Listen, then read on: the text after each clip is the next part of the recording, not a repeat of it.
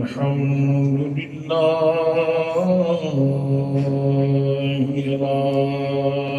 العالمين والصلاة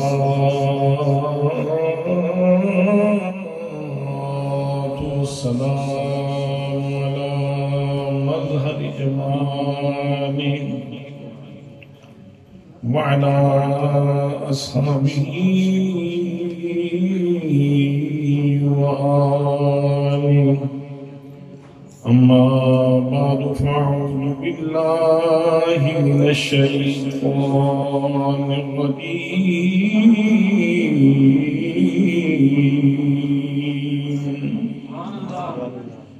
بسم الله الرحمن الرحيم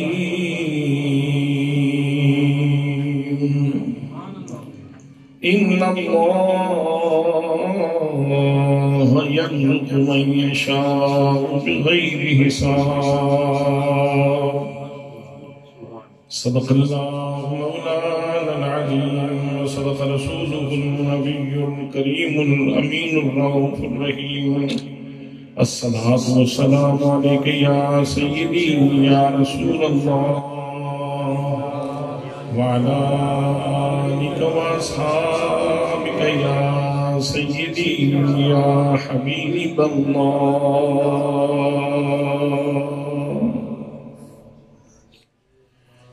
زیب مسند صدارت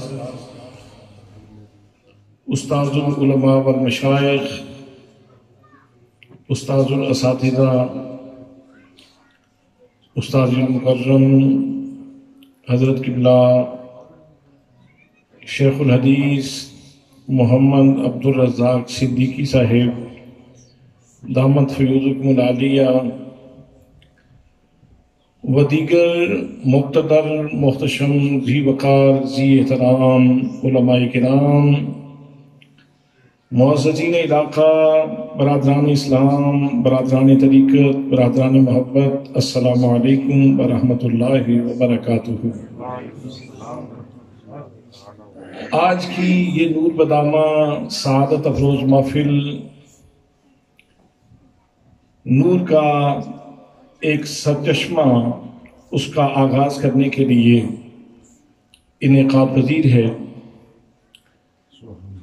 میرے یمین و یسار میرپور کی مقتدر شخصیات تشریف فرما ہیں۔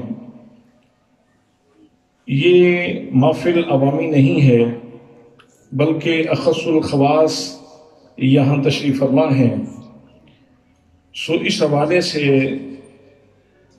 آج کے اس افتتاحی پروگرام میں چند گزارشات آپ کی سماعتوں کی نظر کر رہا ہوں۔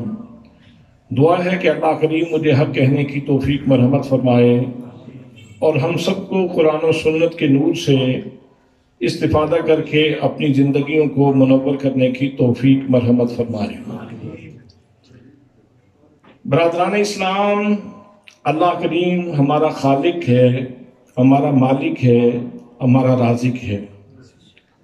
اللہ کریم نے انسان کو جو شاہکار قدرت ہے اس کو دو چیزوں سے ملا کر کے بنایا ہے، ایک انسان کا جسم ہے اور ایک انسان کی روح ہے۔ اللہ کریم جسم کو بھی رزق عطا فرماتا ہے اور روح کو بھی رزق عطا فرماتا ہے، اور جب ہم جسم و روح کے ذرائع اور سوتے دیکھتے ہیں، ان سرچشموں کو جب ہم دیکھتے ہیں کہ جہاں سے یہ رزق گزر کے آتا ہے، تو بندہ مومن کی روح انسان کے جسم کے اندر وجد کرتی ہے اور انسان کیف کے ایک جہان میں ڈوب جاتا ہے کہ اللہ کریم نے ہمارے اوپر کتنی بڑی کرم نوازی فرمائی، کتنی بڑی مہربانی فرمائی کہ ہمارے جسم کو جو رزق عطا کیا وہ بھی کمال طہارت رکھتا ہے، اور ہماری روح کو جو اللہ کریم نے رزق عطا فرمایا اس کی تو مثال ہی کوئی نہیں۔ جسمانی رزق میں آپ جتنی چیزیں دیکھتے ہیں، اناج ہو، غلہ ہو، گندم ہو، جو ہوں، چاول ہوں، خشک فروٹ ہو، تر فروٹ ہو، سبزیاں ہوں، یہ پانی ہو، یہ ساری چیزیں ہمارے جسمانی رزق کا حصہ ہیں. لیکن اگر یہ لقمہ جو اٹھا کے آپ اپنے منہ تک لے جاتے ہیں، اس سے پوچھیں کہ تم کہاں سے آئے ہو اور تم کتنی پاکیزگی لے کے آئے ہو، تو حضرات لقمہ اگر بول پڑے تو تمہیں وجد آ جائے. حضرت شیخ عبدالعزیز دباغ رحمت اللہ تعالیٰ علیہ اپنے شیخ حضرت عبدالسلام بن مشیس رحمت اللہ تعالیٰ علیہ کے حوالے سے بیان فرماتے ہیں. اور شیخ عبدالسلام بن مشیس کے حوالے سے میں ایک بات عرض کر دوں کہ ہمارے مرشد گرامی امین حسن کرم اکس جمال ضیاء الامت حضور سیدی و مرشدی حضرت قبلہ پیر محمد امین الاسناد شاہ صاحب سجادہ نشین آستانہ عالیہ بحیرہ شریف آپ ارشاد فرماتے ہیں کہ ہم مراکو میں گئے حضرت شیخ عبدالسلام بن مشیس رحمت اللہ تعالیٰ علیہ کے دربار گوہر بار کے اوپر. تو وہاں ایک چبوترا ہے جس کے اوپر تقریباً 15 سے 20 لوگوں کے کھڑے ہونے کی جگہ ہے. تو ہم جب وہاں پہنچے تو چبوترے کے اوپر چڑھے تو عجیب منظر دیکھا کہ نہ دائیں بارش ہے، نہ بائیں بارش ہے، نہ آگے بارش ہے، نہ پیچھے بارش ہے، صرف چبوترے کے اوپر بارش ہو رہی. صرف وہ جو 15-20 لوگوں کے کھڑے ہونے کی جگہ ہے اس جگہ پہ بارش ہو رہی ہے. اور آپ فرماتے ہیں کہ ہمیں شیخ نے یہ باور کروایا کہ تم کسی مٹی کی ڈھیری کے پاس نہیں آئے، تم ایک زندہ جاوید اللہ کے بندے کے پاس آئے.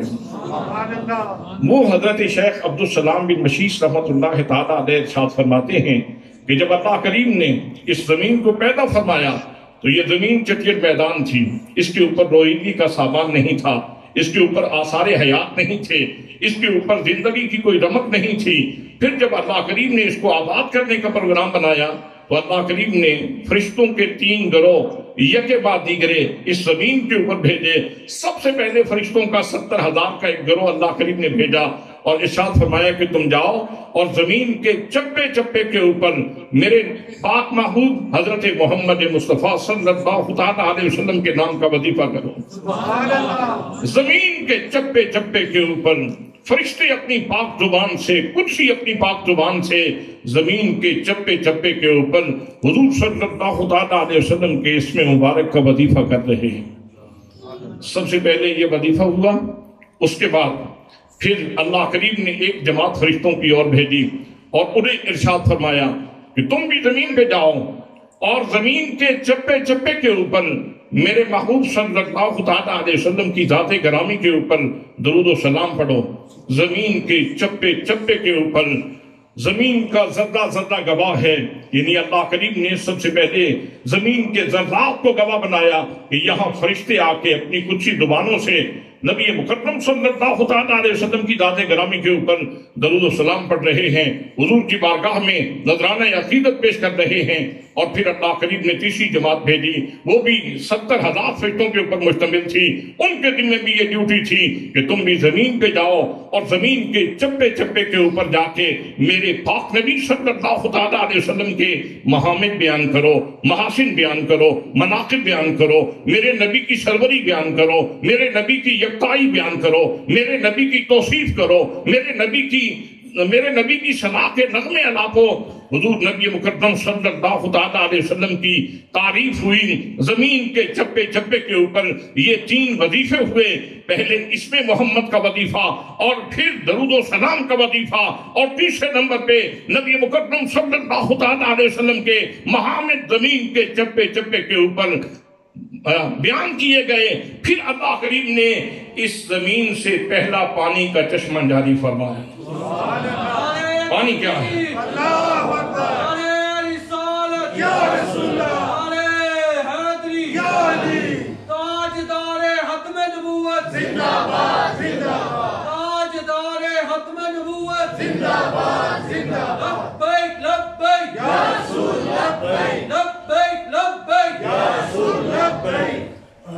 یہ زمین تو حضور صلی اللہ علیہ وسلم کے نغمات محبت سے پہلے دن سے مانوس ہے. اس کو تو آباد ہی حضور صلی اللہ تعالیٰ علیہ وسلم کے ذکر مبارک سے کیا گیا ہے، اس میں محمد کی برکت سے کیا گیا ہے، حضور صلی اللہ تعالیٰ علیہ وسلم کی تعریفات سے اس کو آباد کیا گیا ہے۔ سب سے پہلے جب فرشتوں نے یہ وظیفہ کیا اور پانی کا چشمہ جاری ہوا، پھر اس سے دریا بنے، حضرات جب پانی زیادہ ہوا پھر اللہ کریم نے اس زمین کے اوپر روئیدگی کا سامان کیا، پھر پھل پیدا ہوئے، پھر پھول پیدا ہوئے، پھر یہ زمین آباد ہوئی، اس کے اوپر یہ اناج، یہ غلہ، یہ جتنا خشک فروٹ ہے اور جتنا تر فروٹ ہے، اس کے جتنے سامان ہیں اور جتنی سبزیاں ہیں، یہ ساری کی ساری چیزیں حضور صلی اللہ تعالیٰ علیہ وسلم کے اسم مبارک کی برکت سے پیدا ہوئی ہیں، صلاۃ و سلام کی برکت سے پیدا ہوئی ہیں، حضور صلی اللہ تعالیٰ علیہ وسلم کے مناقب کی برکت سے پیدا ہوئی ہیں۔ حضرات پہلی اکائی زندگی کی وہ تو پانی ہے، اور اللہ کریم نے ارشاد فرمایا وَأَنزَلْنَا مِنَ الْمَاءِ كُلَّ شَيْءٍ حَيٍّ، لوگوں سن لو، پانی کی اہمیت کو جان لو، یہ پانی کوئی معمولی چیز نہیں ہے۔ آج تو پانی کی بے قدری ہو رہی ہے، آج تو پانی کو ضائع کیا جاتا ہے۔ کسی دور میں پانی کی بہت قدر کی جاتی تھی، بزرگ فرماتے تھے بیٹا پانی ضائع نہ کرنا۔ حضرات محترم، اللہ فرماتا ہے ہم نے ہر چیز، ہر زندہ چیز کی زندگی کی ڈوری پانی کے ساتھ باندھ رکھی۔ وَأَنزَلْنَا مِنَ الْمَاءِ كُلَّ شَيْءٍ حَيٍّ، ہم نے ہر زندہ چیز کی زندگی کی ڈوری پانی کے ساتھ باندھ رکھی ہے، پانی کے ساتھ قائم کی ہوئی ہے حضرات محترم۔ اور پھر اس سے آگے پھر زندگی کے سامان چلتے ہیں، روئیدگی کا سلسلہ چلتا ہے، اور پھر آگے یہ جتنا اناج اور غلہ اور جتنی چیزیں آپ کو ملتی ہیں حضرات محترم، اس لیے میں نے کہا تھا اگر لقمہ توڑ کے جب منہ کی طرف لاتے ہو اس سے پوچھ لو کہ تو کیا لے کے آ رہا ہے، تو وہ بولے گا اور کہے گا میں اس میں محمد کی برکت لے کے آ رہا ہوں نا، میں صلاۃ و سلام کی برکتیں لے کے آ رہا ہوں نا، میں نبی پاک صلی اللہ تعالیٰ علیہ وسلم کی تعریف و ثنا کی برکتیں لے کے آ رہا ہوں نا، میں ویسے تو نہیں آ رہا۔ شاید یہی وجہ ہوگی حضرات محترم، ارشاد فرمایا جا رہا ہے کہ جب کھانا کھانے لگو تو بسم اللہ پڑھ لو، اس لیے کہ جب گھر میں کوئی معزز مہمان آتا ہے نا اس کو بسم اللہ کہہ کے ہی ویلکم کیا جاتا ہے۔ یہ جو لقمہ ہے نا جو تیری غذا بننے والا ہے، کل تیرے جسم میں خون بن کے دوڑے گا، حلال کا لقمہ ہے تو بسم اللہ پڑھ کے اس کا استقبال کر۔ یہ مصطفیٰ کے نام کی برکتیں لے کر کے آ رہا ہے، یہ مصطفیٰ کے نام کی برکتیں لے کر کے آ رہا ہے۔ سبحان اللہ، سبحان اللہ، سبحان اللہ۔ میں سوچ میں پڑ گیا، مزدور بھی روزی کماتا ہے، ایک ڈاکو بھی روزی کماتا ہے۔ مزدور اس کا بھی پسینہ نکلتا ہے، ڈاکو وہ بھی اپنی جان کے اوپر کھیل کے روزی اپنے بچوں کے لیے کما کر کے لے جاتا ہے۔ پھر ڈاکو مجرم کیوں ہے اور مزدور محرم کیوں ہے؟ ڈاکو مذموم کیوں ہے اور مزدور وہ محمود کیوں ہے؟ ڈاکو قابل مذمت کیوں ہے اور مزدور یہ قابل تعریف کیوں ہے؟ حضرات محترم، محنت اس نے بھی کی، محنت اس نے بھی کی۔ مزدور کا تو صرف پسینہ نکلتا ہے، وہ تو پرامن حالات میں اپنی روزی کما کے لے جاتا ہے۔ ڈاکو تو اپنی جان کے اوپر کھیل کے، حضرات جان کے اوپر کھیل کے روزی کما کر کے لے جاتا ہے۔ پھر ڈاکو مجرم کیوں ہے اور مزدور محرم کیوں ہے؟ اصل میں وجہ یہ ہے کہ ڈاکو نے جب روزی کمانے کے لیے ہیلا کیا تو اس نے اپنے برے کسب سے وہ جو لقمہ تھا نا مصطفیٰ کے نام کی برکتوں والا، اس کو آلودہ کیا ہے، اس کی توہین کی ہے، اس کا تقدس پامال کیا ہے۔ ڈاکو اصل میں صرف رزق کا مجرم نہیں ہے، وہ حضور صلی اللہ تعالیٰ علیہ وسلم کے اسم مبارک کے تقدس کو مجروح کرنے والا ہے، اس لیے مجرم ہے خدا کی عدالت کا۔ وہ صلاۃ و سلام کے تقدس کو مجروح کرنے والا ہے، اس لیے مجرم ہے خدا کی عدالت کا۔ وہ نبی پاک صلی اللہ تعالیٰ علیہ وسلم کی تعریف و ثنا کی عظمت کو مجروح کرنے والا ہے، اس لیے وہ مجرم ہے خدا کی عدالت کا۔ اور مزدور القاسب و حبیب اللہ، اس نے ویسے ہی روزی کمائی جیسے میرے آقا نے ارشاد فرمایا۔ اس نے اپنے اچھے کسب سے اس کے اہتمام میں اضافہ کیا، اس کو سنبھالنے میں اضافہ کیا، اس لیے اس کے بارے میں ارشاد فرمایا کہ یہ اللہ کا محبوب ہے، یہ اللہ کا محبوب ہے۔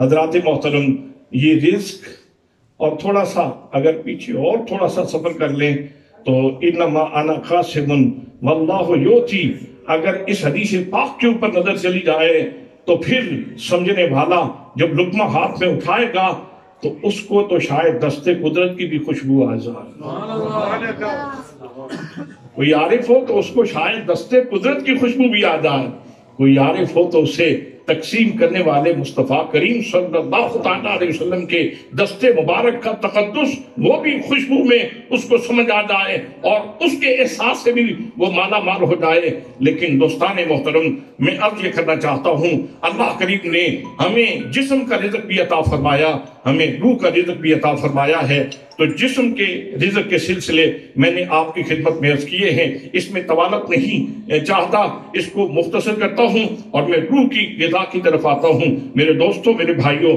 جب سے اللہ کریم نے حضرت انسان کو پیدا کیا ہے، اللہ کریم نے اس کی روح کی غذا کا اہتمام کیا ہے، جناب آدم علیہ السلام سے لے کر کے جناب حضرت شیس علیہ السلام سے لے کر کے جناب ابراہیم علیہ السلام سے لے کر کے جناب نوح علیہ السلام سے لے کر کے نبی مکرم صلی اللہ تعالیٰ علیہ وسلم تک یہ سلسلے چلتے رہے، لوگوں کو اللہ کریم روحانی رزق عطا فرماتا رہا۔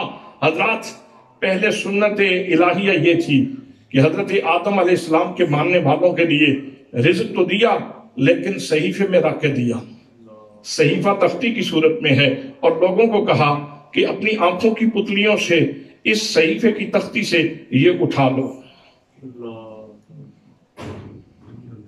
آنکھوں کی پتلیوں سے شعور کے دروازے میں اس کو داخل کرو اور اس کو اپنی میموری میں محفوظ کرتے چلے جاؤ۔ حضرات محترم، یہ روحانی رزق تھا، صحیفے کی صورت میں سامنے رکھ دیا گیا، لوگوں نے اپنی آنکھوں کی پتلیوں سے اس کو چنا یا کسی سے سن کے اپنی سماعتوں کے ذریعے اس کو محفوظ کیا۔ یہ رزق تھا، روحانی رزق تھا، روح کو رزق دیا جا رہا ہے، لیکن تختی پہ رکھ دیا گیا۔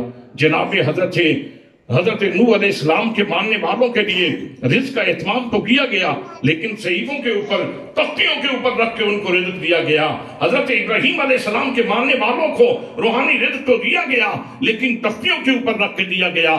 جناب حضرت داؤد علیہ السلام کے ماننے والوں کو روحانی رزق تو دیا گیا لیکن ظہور تختیوں کی صورت میں تھی اور لوگ تختیوں سے استفادہ کر رہے تھے۔ جناب موسیٰ کلیم اللہ علیہ السلام کے ماننے والوں کو رزق تو دیا لیکن تختیوں کی صورت میں دیا اور کہا کہ اس سے استفادہ کر لو۔ جناب عیسیٰ علیہ السلام کے ماننے والوں کو اللہ نے رزق تو دیا لیکن تختیوں کی صورت میں دیا، تختیاں سامنے رکھو، ان سے استفادہ کرو، روحانی باریکی کا اہتمام کرو۔ حضرات محترم، اس سے پہلے تک تو سنت الہیہ یہ چلتی آ رہی تھی، لیکن جب مصطفیٰ کریم صلی اللہ تعالیٰ علیہ وسلم کی باری آئی، نظام بدل دیے، انداز بدل دیے، قرینے بدل دیے، سلیقے بدل دیے، عطا کے انداز بدل دیے، نوازنے کے انداز بدل دیے، نواز چھاپ کے انداز بدل دیے، جود و کرم کے انداز بدل دیے۔ اللہ کریم نے ارشاد فرمایا، میرے محبوب کے امتیو، میں تمہیں تختیوں کے اوپر رکھ کے رزق عطا نہیں فرماؤں گا، وَإِنَّهُ نَزَّلَهُ عَلَىٰ قَلْبِكَ، محبوب ہم نے آپ کی امت کا رزق، روحانی رزق پہلے آپ کے سینہ مبارک پہ اتارا ہے۔ سبحان اللہ، سبحان اللہ۔ رزق مجھے دینا تھا، رزق تجھے دینا تھا، بلکہ ہم تو کس کھیت کی مولی ہیں، رزق صدیق اکبر کو دینا تھا، رزق خدیجۃ الکبریٰ کو دینا تھا، رزق حضرت زید بن حارثہ کو دینا تھا، رزق حضرت حیدر کرار شیر خدا رضی اللہ تعالیٰ عنہ کو دینا تھا، بلال حبشی کو دینا تھا، سہیب رومی کو دینا تھا، سلمان فارسی کو دینا تھا، ابو ہریرہ کو دینا تھا، عبداللہ ابن مسعود کو دینا تھا، عبداللہ ابن عباس کو دینا تھا، عبداللہ ابن عمر کو دینا تھا، صحابہ کرام کو دینا تھا، اہل بیت اطہار کو دینا تھا، اور پھر ان کے وسیلے سے آگے تقسیم کرنا تھا۔ حضرات محترم، رزق تو رسول اللہ صلی اللہ تعالیٰ علیہ وسلم کی امت کے لیے تھا، لیکن خوش نصیب ہیں وہ لوگ جن کے بارے میں کہا جا رہا ہے کہ لوگوں، ہم نے تمہارا روحانی رزق فَإِنَّهُ نَزَّلَهُ عَلَىٰ قَلْبِكَ، ہم نے اس کو قلب مصطفیٰ پہ نازل کیا ہے۔ وہی یہ مطلوب ہو، وہی یہ غیر مطلوب ہو، وہی یہ جلی ہو، وہی خفی ہو، مطلوب ہو تو تب بھی میرا رزق ہے، وہی غیر مطلوب ہو تو تب بھی میرا رزق ہے، وہی جلی ہو تو تب بھی میرا رزق ہے، وہی خفی ہو تو تب بھی میرا رزق ہے، لیکن اپنے مقدر پہ ناز کرو۔ مجھے احساس ہے، میں سمجھتا ہوں کہ آپ بے شک اس وقت سکون سے بیٹھے ہیں، لیکن آپ کے جسموں کے اندر روحیں وجد گناہ ہیں، وجد گناہ ہیں۔ ہمیں یہاں اسی وقت اگر کوئی دوست آب زمزم کا انتظام کر دے، اسی لمحے اسی ہنگام اگر کوئی دوست یہاں آب زمزم کا انتظام کر دے، جیسے حضرت مولانا محمد بشیر مصطفی صاحب مدینہ طیبہ کی ایک کھجور جیب میں رکھتے ہیں، میں حیران ہوں پتہ نہیں ان کی جیب خالی کیسے ہوگی۔ ایسے تو جب بھی ملاقات ہوئی تو مدینہ طیبہ کی ایک کھجور اور درود پاک کا ایک نسخہ وہ ہمیشہ تقسیم فرمایا کرتے تھے، اور یہ ان کی خوبصورتی ہے۔ اللہ کریم اچھا پھر ہو گیا۔ تو میں عرض کر رہا تھا دوستان محترم، اگر اس وقت آب زمزم کا وہ چھوٹا سا پیالہ، چھوٹی سی پیالی، اس میں آپ سبھی لوگوں کو زمزم ڈال کے دیا جائے تو آپ کیسے وصول کریں گے؟ سب سے پہلے تو خبر سن کے ہی سب نہال ہو جائیں گے، خوش ہو جائیں گے، سبحان اللہ، یہ بھی اللہ کا کرم ہے، کہاں زمزم کی برکتیں اور کہاں میر پور کی فضائیں، یہاں بھی اللہ نے وہ پاک چیز پہنچا دی ہے۔ خبر سن کے محظوظ ہو جائیں گے۔ اس کے بعد پھر جب آپ کے ہاتھ میں وہ پیالی دے دی جائے گی، آپ اٹھیں گے، آپ اٹھیں گے اور اٹھ کے کھڑے ہوں گے۔ ہر بندہ برابر کھڑا نہیں ہوتا، کچھ لوگ وہ کھڑے ہوتے ہیں، جب کھڑے ہوتے ہیں تو ان کا نون کھڑا ہوتا ہے، ادب میں، احترام میں، تعظیم میں، تقریب میں، روح جھکی ہوئی ہے، ادراک جھکا ہوا ہے، شعور جھکا ہوا ہے، وجدان جھکا ہوا ہے، ہر چیز جھکی ہوئی ہے۔ حضرات محترم اٹھ کے کھڑے ہوں گے اور پھر وہ پیالی پکڑیں گے، پھر بسم اللہ پڑھیں گے اور پھر قبلے کی طرف منہ کریں گے، اور قبلے کی طرف منہ کر کے بہت پیار سے اس پانی کو پئیں گے، اور ساتھ نیت بھی کریں گے، فلاں فلاں فلاں بیماری ہے، اللہ کرے اس پانی کی برکت سے وہ دور ہو جائے۔ کیوں؟ وجہ کیا ہے؟ علت کیا ہے؟ فلسفی کیا ہے؟ بھئی کھڑے کیوں ہوئے؟ تعظیم کیوں کی جا رہی ہے؟ تکریم کیوں کی جا رہی ہے؟ اس پانی کو اتنا پروٹوکول کیوں دیا جا رہا ہے؟ پانی تھا، پانی میر پور کا بھی پانی ہے، پانی چک سواری کا بھی پانی ہے، پانی منگلہ کا بھی پانی ہے، پانی تربیلا کا بھی پانی ہے، پانی گڈو بیراج کا بھی پانی ہے۔ بھئی پانی تو پانی ہوتا ہے، تو اس پانی کو اتنا پروٹوکول کیوں دیا جا رہا ہے؟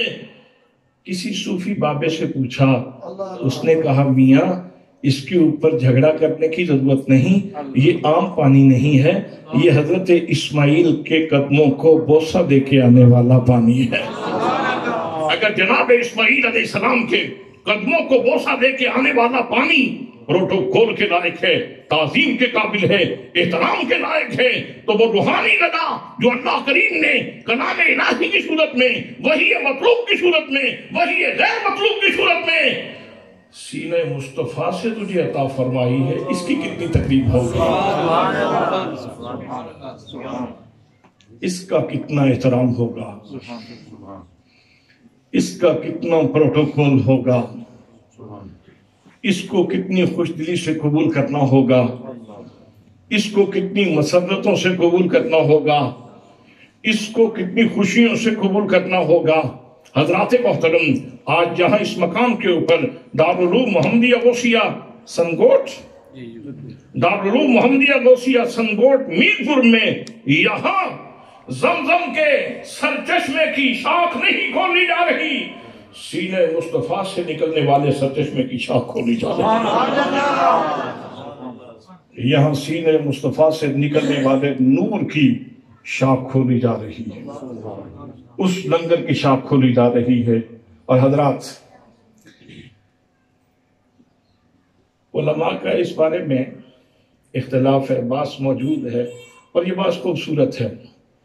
بعض نے کہا کہ حوض کوثر افضل ہے، اس کا پانی افضل ہے، بعض نے کہا زمزم کا پانی افضل ہے، لیکن اس پہ سب کا اتفاق ہے کہ زمزم سے بھی حوض کوثر سے بھی وہ پانی افضل ہے جو مصطفیٰ کی انگلیوں سے جاری ہوا تھا. وہ پانی جو حضور صلی اللہ علیہ وسلم کی انگلی مبارک سے جاری ہوا تھا، وہ پانی زمزم سے افضل ہے، وہ پانی حوض کوثر سے افضل ہے. اگر انگلی مبارک سے نکلنے والا پانی وہ حوض کوثر سے افضل ہو، وہ بیر زمزم سے افضل ہو، تو پھر وہ نور جو وحی الہی کی صورت میں مصطفیٰ کے سینے میں آئے. حضرات اس نور کے تقدس کے کیا کہنے. پہلی بات تو یہ ہے کہ وہ کلام الہی ہے، اس کا اپنا ذاتی طور پہ بہت بڑا تقدس ہے، اس کی اپنی ذاتی بہت زیادہ تکریم ہے، اس کا اپنا ذاتی بہت زیادہ احترام ہے، اس کی اپنی حیثیت بہت بڑی ہے، اس لیے کہ کلام الہی ہے. اور پھر اللہ کریم نے اس کے اوپر مستداد یہ کہ جب عطا فرمایا تو جس برتن میں تجھے رکھ کے دیا، صوفیاء علماء ارشاد فرماتے ہیں کہ جو بزم معاشر ہے اس میں سرکار نے ارشاد فرمایا کہ میں اپنے غلاموں کو حوض کوثر کے جام پلاؤں گا. سبحان اللہ، سبحان اللہ، سبحان اللہ، سبحان اللہ، سبحان اللہ. حوض کوثر کا جام میں عطا فرماؤں گا. صوفیہ فرماتے ہیں حوض کوثر کے جام کی لذت تو بعد میں دیکھیں گے، پہلے تو دست مصطفیٰ کی لذت ہی نہیں بھولے گی. پہلے تو دست مصطفیٰ کی لذت دیکھنی ہے، دست مصطفیٰ کی لذت کتنی ہے. اور دست مصطفیٰ سے تو موت بھی ملے تو وہ بھی بڑی میٹھی ہو جاتی ہے. آپ کو یاد نہیں سرکار دو عالم صلی اللہ تعالیٰ علیہ وسلم نے حجت الوداع کے موقع پہ کتنے اونٹ ذبح کیے تھے؟ انداز کیا تھا؟ ایک جانور ذبح کرتے ہیں، ابھی وہ پورا ذبح نہیں ہوتا. بھئی اونٹ کو بھی موت سے ڈر لگتا ہے، جانوروں کو موت سے ڈر لگتا ہے، بندے کو بھی موت سے ڈر لگتا ہے. حضرات اسی وجہ سے تو شور و غل ہے. کرونا ہے، کرونا ماسک پہنو، اس لیے کہ اگر ماسک نہیں پہنو گے تو تمہارے اوپر موت حملہ آور ہو جائے گی. موت سے ہر ایک کو ڈر لگتا ہے. میرے دوستو، میرے بھائیوں، جانور بھی موت سے ڈرتے ہیں، لیکن یہاں تو منظرنامہ بڑا عجیب دیکھا کہ ایک جانور ابھی پورا ذبح نہیں ہوا تو دوسرے نے آ کے گردن رکھ دیا. موت تقسیم کر رہے ہیں آپ، موت تقسیم کر رہے ہیں. نہیں، اگر آپ کے ہاتھ سے ملے تو پھر آپ حیات تقسیم کر رہے ہیں. آپ موت تقسیم کر رہے ہیں. یا رسول اللہ صلی اللہ علیہ وسلم، اگر آپ کے ہاتھ سے ملے تو پھر یہ موت نہیں ہے، زندگی ہے. موت تو ایک دن آنی ہے، ایک دن اس جان فانی سے چلے جانا ہے. یہاں سے غیرت تو کرنی ہے، اس جہان کو چھوڑنا تو ہے. یہ کتنی سعادت ہے کہ آپ کے ہاتھ کے نیچے گردن ہو اور اس جہان کو چھوڑ جائیں، اس جہان کو چھوڑ جائیں. حضرات محترم، میں عرض کر رہا تھا کہ جانور بھی اتنا تو ادراک رکھتے ہیں کہ ان کے ہاتھ سے موت ملے تو موت میٹھی ہو جاتی ہے. دوستان محترم، جن کے ہاتھ سے موت اتنی میٹھی ہوتی ہے، ان کے ہاتھ سے حوض کوثر کا جام کتنا میٹھا ہوگا. ان کے ہاتھ سے جب حوض کوثر کا جام ملے گا تو وہ کتنا میٹھا ہوگا. تو میں عرض کر رہا تھا کہ جو رزق ہے وہ تو رزق ہے، لیکن جس برتن میں عطا کیا جا رہا ہے اس کے تقدس کو بھی دیکھنے کی ضرورت ہے. حضرات، دودھ بھی ہو اور پھر پاکیزہ ترین کانچ کا وہ گلاس بھی ہو، پاکیزہ ترین خوبصورت ترین نقش و نگار والا، اور اس میں ڈال کے دودھ پیا جائے تو مزہ کتنا کئی گنا ہو جاتا ہے. میرے دوستوں، میرے بھائیوں، روحانی رزق تو اللہ کریم نے کتنی مخلوق کو عطا فرمایا، کتنی مخلوق کو عطا فرمایا. ان کی گنتی کرو، ان کی تعداد کا ذرا اندازہ کرو. کہاں سے سلسلہ شروع ہوا، کتنے لوگ آئے. 1,24,000 انبیاء کرام کے ماننے والے لوگ آتے رہے اور ان کو تو تختیوں کے اوپر رزق رکھ کے دیا گیا. لیکن جب تیری باری آئی، اللہ نے کرم یہ فرمایا پہلے سینے مصطفیٰ میں رکھیں گے. سبحان اللہ، سبحان اللہ، سبحان اللہ، سبحان اللہ، سبحان اللہ، سبحان اللہ. سبحان اللہ سبحان اللہ۔ دل جو ہے یہ جذبات کا محل ہے، دل جذبات کا محل ہے، تو یہ کسی عام بندے کے دل کی بات نہیں ہے، یہ مصطفیٰ کے دل کی بات ہے، یہ مصطفیٰ کے دل کی بات ہے کہ جن کا اتنا دل گردہ ہے، ما کذب الفؤاد ما رہا، ما کذب الفؤاد ما رہا، کہ جب مصطفیٰ کریم اللہ کریم کو دیکھنے کے لیے گئے تو ٹک ٹکی باندھ کے دیکھا، اور جو دیکھا دل نے اس کو جھٹلایا نہیں۔ اتنا مضبوط دل تھا، اتنا پاکیزہ دل تھا، اتنا باصلاحیت دل تھا، اس دل کے اندر اللہ کریم نے قرآن مقدس کو رکھا، ہمارے روحانی رزق کو رکھا، اور پھر وہاں سے اس نے سفر کیا تو شعور مصطفیٰ کا سفر کیا، مصطفیٰ کے شعور میں سے ہوتا ہوا، مصطفیٰ کے ادراک میں سے ہوتا ہوا، پھر اس نے مصطفیٰ کریم کی زبان کا سہارا لیا، مصطفیٰ کریم صلی اللہ تعالیٰ علیہ وسلم کی زبان پہ آیا، اور زبان مصطفیٰ سے پھر مصطفیٰ کریم صلی اللہ تعالیٰ علیہ وسلم کے لبوں کو چومتا ہوا صدیق تک پہنچا۔ پتلی پتلی گلے قدس کی پتیاں، اعلیٰ حضرت کیا خوب ارشاد فرماتے ہیں، پتلی پتلی گلے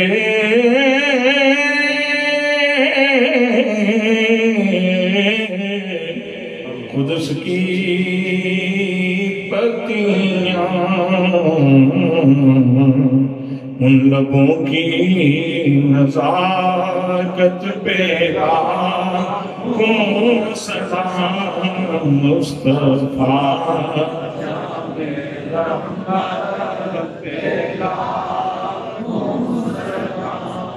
شمع بزم ہدایت پہ لاکھوں سلام، شمع بزم ہدایت پہ۔ حضرات محترم، اب جتنا اس کو لطیف کیا جائے، اس بات کو جتنا گوندا جائے، اس بات کو جتنا باریک کیا جائے، اتنی ہی اس کے اندر لطافت بڑھتی چلی جا رہی ہے، اتنی ہی اس کے اندر حساسیت بڑھتی چلی جا رہی ہے۔ تو اللہ کریم نے ہماری روح کو رزق عطا فرمایا، اور کتنی پاکیزہ سینہ مصطفیٰ سے، پھر لب مصطفیٰ سے، اور پھر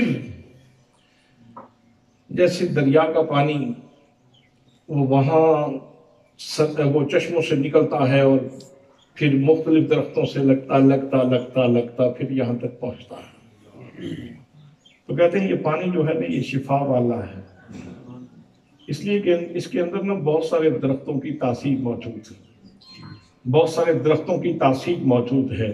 حضرات محترم، یہ جو روحانیت کا دریا بھی چلا نا، تو یہ بھی ویسے نہیں آیا، یہ بھی بہت سارے سینے ان میں سے سفر کرتا کرتا یہاں تک پہنچا ہے۔ اس نے سینہ حیدر کا سفر بھی کیا ہے، اس نے سینہ صدیق کا سفر بھی کیا ہے، اس نے سینہ عثمان کا سفر بھی کیا ہے، اس نے سینہ عمر کا سفر بھی کیا ہے، اس نے سینہ حسن کا سفر بھی کیا ہے، اس نے سینہ حسین کا سفر بھی کیا ہے۔ یہ ان سینوں سے گزرتا ہوا داتا علی حجویری کے سینے سے، بہاؤالدین زکریا ملتانی کے سینے سے، غوث اعظم شیخ عبدالقادر جیلانی کے سینے سے، خواجہ معین الدین چشتی اجمیری کے سینے سے، چلتا چلتا پیر سیال کے سینے میں آیا، پیر سیال کے سینے سے حضرت ضیاء الامت حضرت جسٹس پیر محمد کرم شاہ الازہری رحمۃ اللہ تعالیٰ علیہ کے سینے میں آیا۔ یوں بھی کہہ سکتا ہوں کہ یا اعلیٰ حضرت کے سینے میں آیا، وہاں سے حضرت سید محمد نعیم الدین مراد آبادی کے سینے میں آیا، اور وہاں سے حضرت ضیاء الامت کے سینے میں آیا۔ حضرات محترم، اور آج وہاں سے یہ نورانی شعائیں نکل کے الحمدللہ یہ اس شہر میں یہ نور کا چوتھا سا چشمہ ہے، یہ چوتھا مرکز بن رہا ہے۔ حضور سیدی ضیاء الامت رحمت اللہ تعالیٰ علیہ کیوں نہیں ساری زندگی انہوں نے بالکل نام و نمود کے لیے کام نہیں کیا، بالکل نام و نمود کے لیے کام نہیں کیا۔ ایک لمحہ بھی اس اللہ کے بندے کا اس لیے نہیں گزرا کہ کل لوگ کہیں گے پیر محمد کرم شاہ زندہ باد، ایک لمحہ بھی ایسا نہیں گزرا۔ پوری کی پوری زندگی قل ان صلاتی و نسکی و محیای و مماتی للہ رب العالمین، پوری کی پوری زندگی للہیت سے عبارت تھی، اخلاص سے عبارت تھی، ایک لمحہ بھی ایسے نہیں گزارا۔ لیکن جو اللہ کے لیے ہو جاتے ہیں پھر اللہ ان کا ہو جاتا ہے۔ وہ حضرت بابا فرید الدین مسعود گنج شکر رحمت اللہ تعالیٰ علیہ کے مزار پر انوار کے اوپر ایک بندے نے حضرت پیر میر علی شاہ صاحب تاجدار گولڈا رحمت اللہ تعالیٰ علیہ سے سوال کر دیا۔ وہ کہنے لگا حضرت پیر صاحب آپ تو عالم ہیں نا، فاضل ہیں، فاضل اجل ہیں، پڑھے لکھے ہیں، دیکھیں یہاں کتنا بڑا شرک ہو رہا ہے۔ یہ لوگ کیا کہہ رہے ہیں؟ اللہ محمد چار یار، حاجی خواجہ قطب فرید، حق فرید یا فرید، یہ یا اللہ کہیں، یہ حق فرید یا فرید کے نعرے لگا رہے ہیں، مار بھی کھا رہے ہیں اور یا فرید کے نعرے بھی لگا رہے ہیں۔ یہ کتنا بڑا شرک ہو رہا ہے۔ حضرت تاجدار گولڈا نے ارشاد فرمایا تمہیں شرک نظر آ رہا ہے، مجھے تو فَاذْكُرُونِي أَذْكُرْكُمْ کی تفسیر نظر آ رہی ہے۔ یہ جو بار بار نعرہ لگایا جاتا رہا دین و ملت کی ضیاء،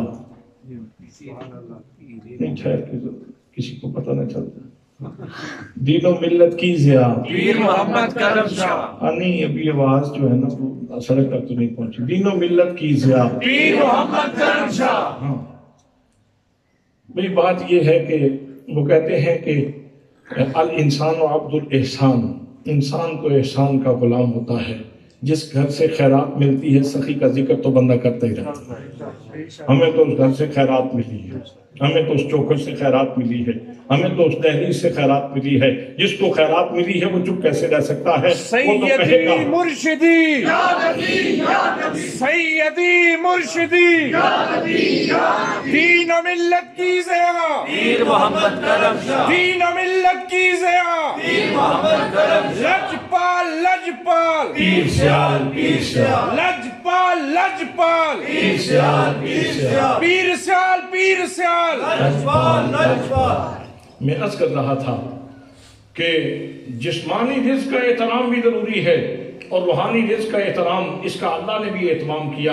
حضور صلی اللہ تعالیٰ علیہ وسلم جو ترجمان حقیقت ہیں، ترجمان قدرت ہیں، آپ ارشاد فرماتے ہیں کہ جب کوئی بچہ قرآن پڑھنے کے لیے، قرآن سیکھنے کے لیے، قرآن فہمی کے لیے اپنے گھر سے نکلتا ہے، ابھی دہلیز سے ایک قدم اٹھا کر کے باہر رکھتا ہے، دوسرا قدم بھی باہر ابھی نہیں نکالا تو اس کے پاؤں کے نیچے فرشتے پر بچھاتے ہیں،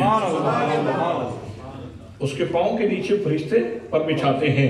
یہ اللہ کے کلام کی تکریم کی جا رہی ہے، اللہ کے کلام کی تکریم کی جا رہی ہے، سینہ مصطفیٰ کے فیضان کی تکریم کی جا رہی ہے۔ حضرات فرشتے آ کے پر بچھاتے ہیں۔ ان سے پوچھو اس بچے کا تو ابھی ناک بہ رہا ہے، اس کو تو ناک صاف کرنے کا سلیقہ نہیں آتا اور آپ اپنے پر بچھا رہے ہو، تو فرشتے کہیں گے ہم اس کے ناک کو دیکھنے کے لیے نہیں آئے، ہم اس کے ارادہ خیر کو دیکھ کر اس کے پاؤں کے نیچے پر بچھا رہے ہیں۔ حضرات محترم، میں اختصار کرتا ہوں، ایک حدیث پاک سماعت فرما لیں اور میں گفتگو کو کلوز کرتا ہوں، اس لیے کہ ابھی ہم نے استاد محترم کے تبرکات سے بھی استفادہ کرنا ہے۔ میرے دوستوں، میرے بھائیوں، رسول اکرم صلی اللہ علیہ وسلم نے ارشاد فرمایا مجتمع قوم فی بیت من بیوت اللہ یتلون کتاب اللہ ویتدارسونہ بینہم الا نزلت علیہم السکینہ وغشیتہم الرحمہ وحفتہم الملائکہ وذکرہم اللہ فی من عندہ۔ میرے آقا ارشاد فرماتے ہیں کہ جب اللہ کے گھر میں لوگ اکٹھے ہو کے قرآن مقدس کی تلاوت کرتے ہیں، اسرار قرآن کھولے جاتے ہیں، قرآن کے رموز سکھائے جاتے ہیں، قرآن کے حقائق کھولے جاتے ہیں، تو ایسے لوگوں کے اوپر اللہ کریم 4 طرح کا انعام فرماتا ہے۔ پہلا انعام نازلت علیہم السکینہ، ان لوگوں کے اوپر سکینہ نازل ہوتا ہے۔ یہاں سے جب حفظ قرآن کا آغاز ہوگا تو یہ صرف ظاہر دین لوگ تو یہی دیکھیں گے، اتنے بچے بیٹھے تھے اور ایک استاد بیٹھا تھا، لیکن حضرات محترم صرف بات اتنی نہیں ہے۔ اگر وہ سرکار دو عالم صلی اللہ علیہ وسلم کی نگاہ فیض سے دیکھا جائے تو پھر یہ کوئی معمولی چیز نہیں ہے، یہ سکینہ کا دریا بہ رہا ہے، یہ سکینہ کا دریا بہ رہا ہے، سکینہ کی بارش ہو رہی ہے۔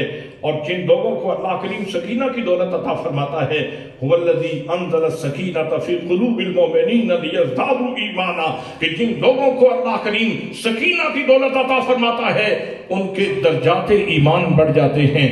اپنے بچوں کو یہاں دارالعلوم محمدیہ غوثیہ میں بھیجو۔ اگر اپنے بچوں کے درجات ایمان بڑھانا چاہتے ہو، ہر بندہ اپنے بچے کے بارے میں بڑا حساس ہوتا ہے، اس کے فیوچر کے بارے میں، اس کے مستقبل کے بارے میں ہر بندہ سوچتا ہے۔ اگر اپنے بچے کے مستقبل کے بارے میں حساس ہو اور اس کو کوئی بینک بیلنس دینا چاہتے ہو تو ایک دنیا کا بینک بیلنس ہے اور ایک آخرت کا بینک بیلنس ہے۔ اگر اس کا آخرت کا بینک بیلنس بڑھانا چاہتے ہو، دارالعلوم میں بھیج دو، بچہ جو پڑھتا جائے گا اس کا ایمان کا بیلنس بڑھتا چلا جائے گا۔ حضرات دوسرا انعام یہ ہوتا ہے غاشیتہم الرحمہ، غاشیتہم الرحمہ، اللہ کریم ان لوگوں کے سروں کے اوپر رحمت کا سائبان لگا دیتا ہے۔ آپ آئیں گے، آپ دیکھیں گے، آپ کی نظر اس چھت کے اوپر پڑے گی، لیکن اس چھت کے اوپر اکتفا نہیں کیا جا رہا۔ یہاں 10 بندے ہیں تو 10 کے مطابق، اگر 20 ہیں تو 20 کے مطابق، اگر 200 ہیں تو 200 کے مطابق روزانہ فرشتوں کی ڈیوٹی ہے یہاں محمد مصطفیٰ صلی اللہ تعالیٰ علیہ وسلم کے سینے کا فیض تقسیم ہونا ہے، کلام الہی کا فیض تقسیم ہونا ہے، یہاں سے روحانی رزق کا فیض تقسیم ہونا ہے۔ اس لیے فرشتوں یہاں نور کے خیمے لگاؤ۔ سبحان اللہ۔ بچوں کے بیٹھنے سے پہلے اور استاد محترم کے بیٹھنے سے پہلے نور کے خیمے لگا دیے جاتے ہیں، اور یہ الوہی انتظام ہے، یہ الوہی انتظام ہے، یہ اللہ کی طرف سے عطا کردہ خاص انعام۔ سبحان اللہ، سبحان اللہ، سبحان اللہ۔ کچھ چیزیں ایمان کے مساموں سے محسوس ہوتی ہیں، کچھ چیزیں جسم کے مساموں سے محسوس ہوتی ہیں، کچھ ایمان کے مساموں سے محسوس ہوتی ہیں۔